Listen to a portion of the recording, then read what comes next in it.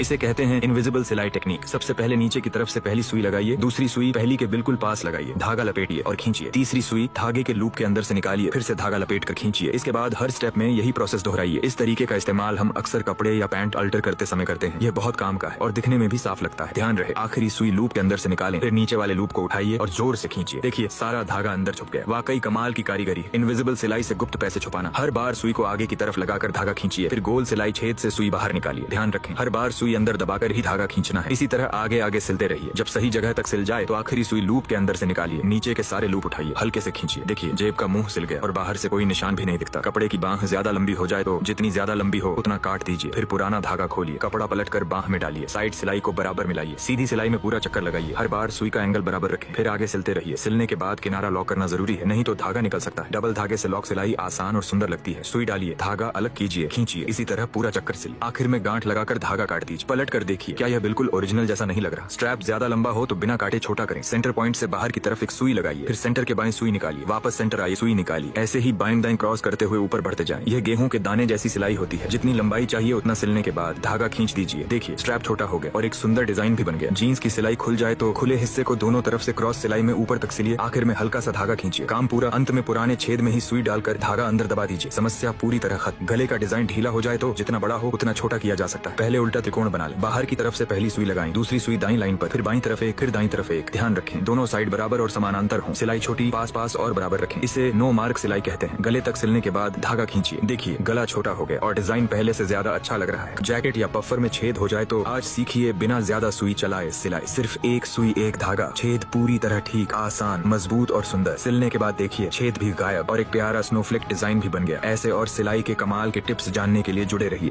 इसे कहते हैं इनविजिबल सिलाई टेक्निक। सबसे पहले नीचे की तरफ से पहली सुई लगाइए, दूसरी सुई पहली के बिल्कुल पास लगाइए, धागा लपेटिए और खींचिए, तीसरी सुई धागे के लूप के अंदर से निकालिए, फिर से धागा लपेट कर खींचिए। इसके बाद हर स्टेप में यही प्रोसेस दोहराइए। इस तरीके का इस्तेमाल हम अक्सर कपड़े या पैंट अल्टर करते समय करते हैं। यह बहुत काम का है और दिखने में भी साफ लगता है। ध्यान रहे आखिरी सुई लूप के अंदर से निकालें, फिर नीचे वाले लूप को उठाइए और जोर से खींचिए। देखिए सारा धागा अंदर छुप गया। वाकई कमाल की कारीगरी। इनविजिबल सिलाई से गुप्त पैसे छुपाना। हर बार सुई को आगे की तरफ लगाकर धागा खींचिए, फिर गोल सिलाई छेद से सुई बाहर निकालिए। ध्यान रखें हर बार सुई अंदर दबाकर ही धागा खींचना है। इसी तरह आगे आगे सिलते रहिए। जब सही जगह तक सिल जाए तो आखिरी सुई लूप के अंदर से निकालिए, नीचे के सारे लूप उठाइए, हल्के से खींचिए। देखिए जेब का मुंह सिल गया और बाहर से कोई निशान भी नहीं दिखता। कपड़े की बाह ज्यादा लंबी हो जाए तो जितनी ज्यादा लंबी हो उतना काट दीजिए, फिर पुराना धागा खोलिए, कपड़ा पलट कर बाह में डालिए, साइड सिलाई को बराबर मिलाइए, सीधी सिलाई में पूरा चक्कर लगाइए। हर बार सुई का एंगल बराबर रखें, फिर आगे सिलते रहिए। सिलने के बाद किनारा लॉक करना जरूरी है, नहीं तो धागा निकल सकता है। डबल धागे से लॉक सिलाई आसान और सुंदर लगती है। सुई डालिए, धागा अलग कीजिए, खींचिए, इसी तरह पूरा चक्कर सिल। आखिर में गांठ लगाकर धागा काट दीजिए। पलट कर देखिए क्या यह बिल्कुल ओरिजिनल जैसा नहीं